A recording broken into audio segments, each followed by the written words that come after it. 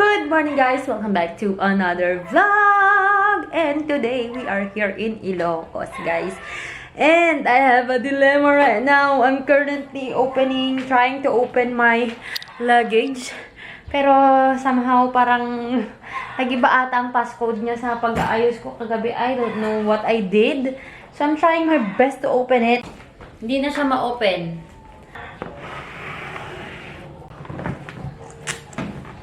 Sirain ko na talaga to. Ang mahiwagang susi.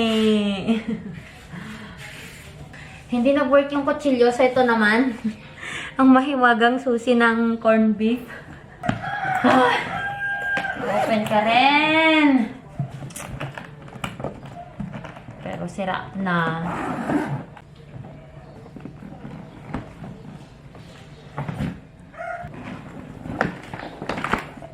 Hey guys!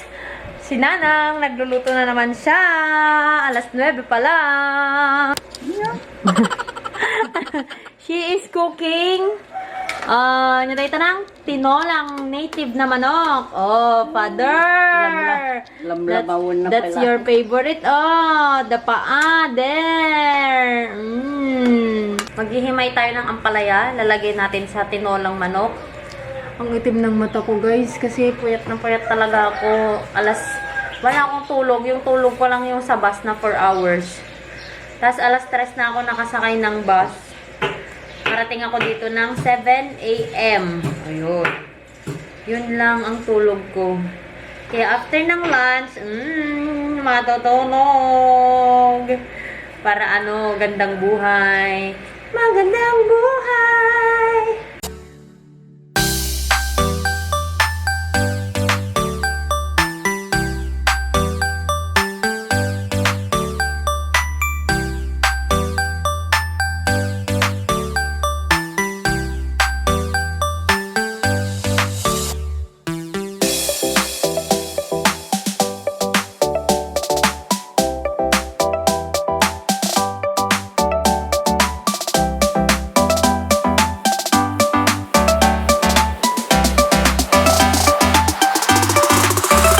Hey guys, antok na talaga ako. You can see my eyes na sobrang antok na ako. And it's already 9:29 a.m. And yun nga, 4 hours of sleep pa lang ako. Actually, kung duty ako, kaya ko naman yung ganito yan. Kahit 4 hours, 2 hours lang yung tulog ko. Tapos yung duty ulit ako. Pag talagang duty ko. Pero pag ganito, naku, gusto ko nang matulog, beshi. Nagpagkapit sila guys ng wifi dito sa bahay. Pero dito sa tinitirhan ko na bahay, itong bahay nila tita ko, wala, hindi umaabot yung signal kasi nasa main house yung yung modem. Nagdala ko ng router. Kaso, ang galing ko talaga. Hindi ko dinala yung wire na magko-connect doon sa router papunta doon sa modem. Kaya wala lang din. Ay, naku, nakakainis. Pinagandaan ko pa man din to. Pero, good thing na rin siguro yun para, maaga ako makatulog kasi hindi ako nakakatulog pag by wifi. Yun talaga yung reason eh. Kaya hindi ako nakakatulog kasi ang dami kong pinapanood. Kapag gabi, dun ang dami, ang curious ko, ang dami kong gustong i-research, ganyan. Kaya, napupuyat ako. Hey guys! This is life after ilang hours of sleep. I slept at 9 a.m. And then I woke up at 1 p.m. Kumain lang ako. Tapos natulog ulit ako. Kasi groggy pa ako kanina. Kumain ako ng lunch. And then, bumangon ako ng 7. Groggy pa din ako. Kumain na naman ako. And then ngayon, nandito na ako guys. Pero andok na naman ako. So, kailangang habulin yung antok. Kasi kapag nawala na yung antok ko, tapos tawag ito, gusto ko nang matulog. Hindi na ako makakatulog. So, kailangan humabol tayo sa antok. Mag-skincare na ako, guys. Ko na yung skincare ko. Update nga pala sa skin ko. Ayan siya. Diba nung first day ko na gumamit nung Butayderm? Ayan. Active pa to. Eto, guys, na starting to dry na siya. Medyo naglalighten naman yung mga dark spot ko. Pero ito talaga, pag natatouch talaga nitong toner na to, ito siya. Nung pangalawang gabi ko na, grabe ang sakit na. May sting na siya. Kasi parang, alam mo yun, inaano niya din na dry up niya. So, yan yung skin ko ngayon. So, yan yung gagamitin natin for a month. sana mawala na yung mga dark spot. So far, wala pa namang tumutubo na bagong pimples. Ang sabi, meron daw siyang purging na mga 1 to 2 weeks. Pero, sabi naman ng iba, yung nagsabi sa akin na may purging is 1 to 2 weeks. Kasi nga sinabi ko sa kanya yung naging result ng skin ko sa previous skincare ko. So, parang siguro nag-aano din sila na nag-warn din sila sa akin na may possibility nga na may ganun parang effect. So, sana wala naman na.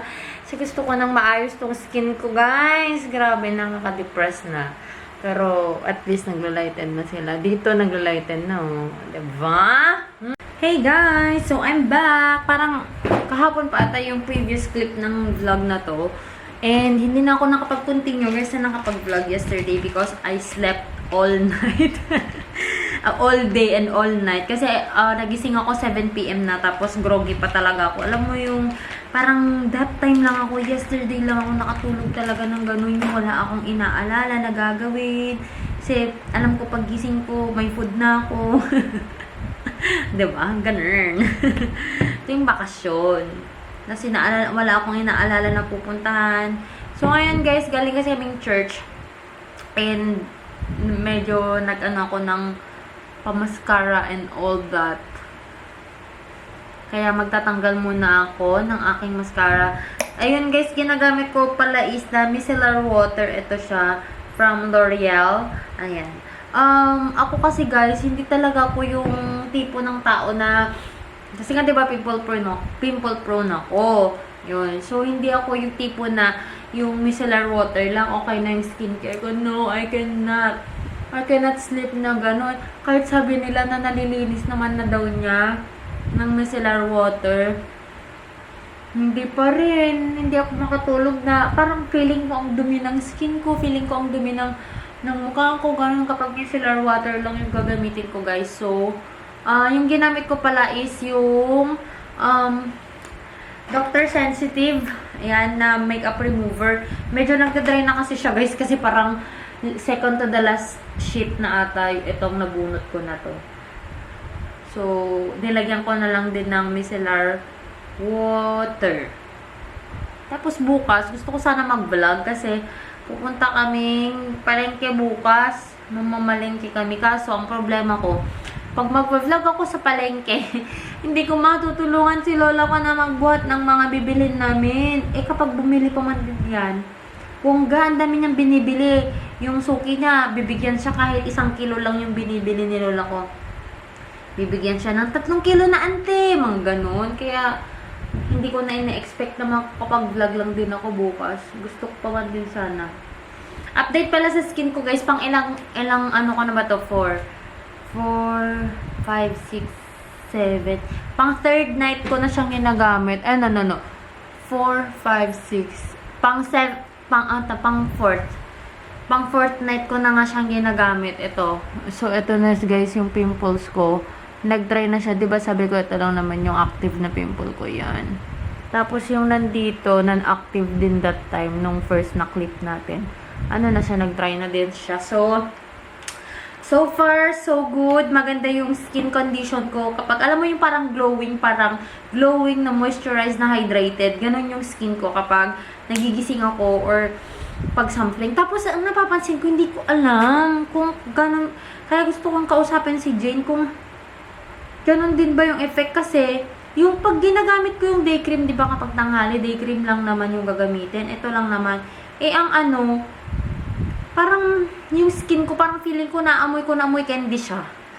Akala ko nung una, yung yung pasyente namin na nag-vape, di ba may mga ganong amoy vape na yung parang amoy candy. Akala ko ganon. Sabi ko, nasan ba yung amoy na yun? Tapos, na-realize ko, parang sa skin ko ato yung naamoy ko na ganon. So, yun guys. Maliligo muna ako. Kaya na ako maligo ngayon. Kasi yung hair ko, naglagay ako ng oil kanina. Yung, ano bang ginagamit ko na oil. Sa mga nagtatanong po na sobrang daw, parang biglang humaba yung buhok ko.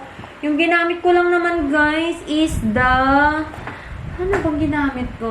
Yung milk, fresh na milk, shampoo and conditioner, yun lang naman. Tapos, asan ba yun?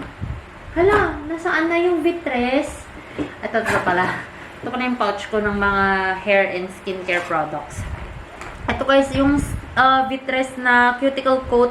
Heat protect lang naman. Hindi ko alam kung nakakapagpahaba ba to, pero sabi nila, sobrang ano daw, biglang haba daw ng buko. Pero feeling ko naman hindi. Pero mahaba na talaga nga siya. Kasi, kung dito sa likod, ayan, hanggang dyan na lang siya. Tapos di na nga ako masyadong nagsusuklay.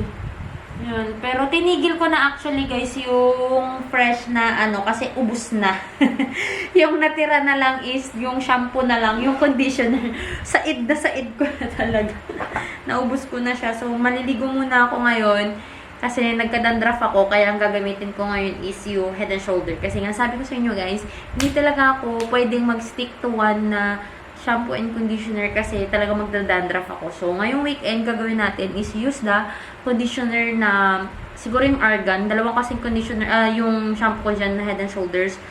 Yung argan or yung lemon. So, tingnan natin kung anong mabunot natin mamaya. Hello! I'm back! Nakaligo na ako guys. Sobrang refreshing. Grabe. Kasi yung pinag-churchan kasi namin kanina sobrang layo dito sa bahay. Parang 1 hour mahigit yung travel namin. And umuulan pa. Grabe. So, sobrang napagod ako. Pagdating ko dito, ang dami pa namin kwentuhan dyan sa kusina kasama ng mga ka-church namin. And then, di ko na talaga kinaya. Punta na ako dito. Tapos, inopen ko lang yung door para marinig ko pag nagtatawag sila lolo't lola ko. Hindi naman sila nagtawag. Tinawag lang ako nung dinner na yun, nakatulog ako. And sobrang sakit kasi ng ulo ko, guys. So, ito yung ginamit ko. This one, guys, this is the Efficacent, ano ba to? Hindi to oil, relaxing oil. Tama nga, yung nilalagay ko lang dito. Sobrang subtle lang nito, guys. Kasi nga, ayoko talaga yung mga ganitong scent. Pero yan, ang ano niya pala, parang effective siya. Kasi na-touch ko pa yan. Kasi nag-unan ako dito ko. Pati dito ko parang nare-relax. Ayun. So, mag-skincare lang. Oh! May sting na siya, guys. Mag-skincare lang tayo. This is the toner na day and... Oh my gosh! Oh my god! May sting na siya, guys. Lalo na dito yung pimple kong ito. Ayan. Nung una kong ginamit, di ba parang wala lang. Walang sting. Pero ngayon, dun sa may mga pimples ko na medyo alive pa sila. Medyo alive. Ayun. Yun yung masakit. May sting na.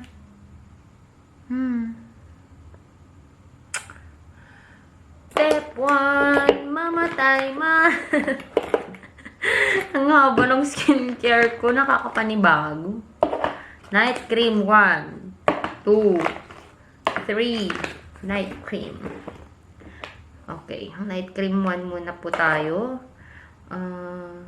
Ito na naman po yung parang Sebo de Macho type siya.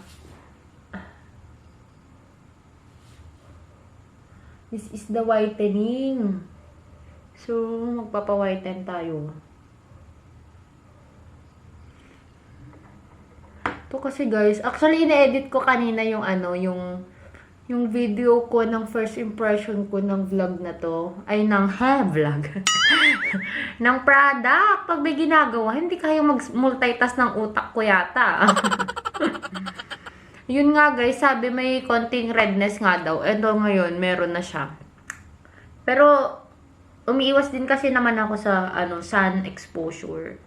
Though, may night cream siya. Tapos, may SPF din ata yung night cream, yung day cream. Wait lang. Lagi kong binabasa to eh. Ay, wala saan nakalagay. SPF 60. And natural zinc oxide. Yung day cream. So, okay pala din. So, mag-aantay na naman ako ng 5 minutes. Ano ba yan? Okay, so while waiting for my skincare, I will watch muna ng YouTube video. And currently, I'm watching Stephanie Sue! Ayan, mukbang pa more! Alright guys, time to sleep na. Naantok na ako. Medyo inaantok na, but the time is still 9:38 PM. Inaantay ko na lang na mag-render yung video ko. I don't know if I still want to edit. Depende kung hindi pa ako antokin. Maybe I will edit one more video. Pero tapos ko na yung isang vlog, which is the video about the first impression of the Butaderm na skincare yung ginagamit ko tonight, guys. Yung ginagamit ko ngayon na sana ay magkaroon ng himala para sa skin po natin. So, yun lang, guys. I hope you enjoyed watching this video. This is Provincial Life 101 with a lot of tulog moments. Sorry kung medyo puro tulog na lang yung nangyari ngayong vlog na to. But anyway, babawi ako sa inyo bukas, guys, for more interesting contents. So, I hope you will stick around. And if you haven't subscribed to this channel yet, please do subscribe. And if you haven't followed me yet on my Instagram and on my Facebook, the name is Joy of Mia. And I'll talk to you guys on my next one. Bye! Mwah!